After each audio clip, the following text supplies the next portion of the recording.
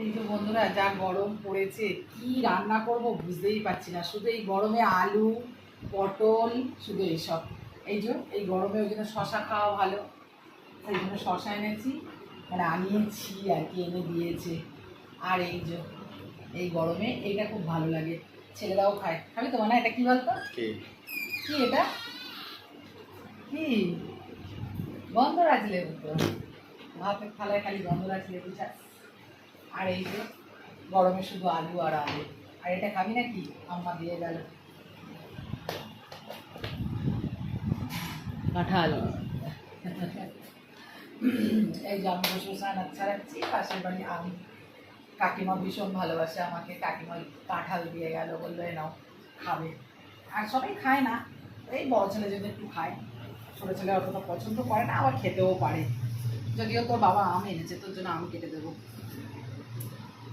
চলো সবজিটা কেটে নিই, কেটে নিয়ে তারপরে রান্না বসাবো।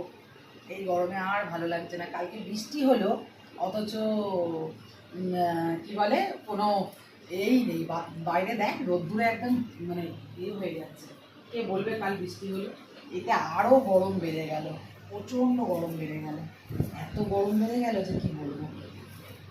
চলুন তাহলে রান্নাটা সারি। রান্না সারি মানে কি, সবে আনাজ কাটতে বসেছি, ওদিকে কাঁচা দেওয়া হচ্ছে।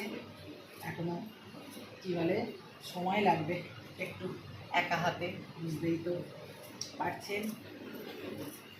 চলো রান্নাটা সেরে নিই। পটলটা ভাবছি কী করবো, সেটাই ভাবছি। পটলটা ভাজা করব। এই যে ছেলেরা তো পটল টটল খায় না, এটাই মুশকিল। তবুও দেখি পটলটা ভাজা করব।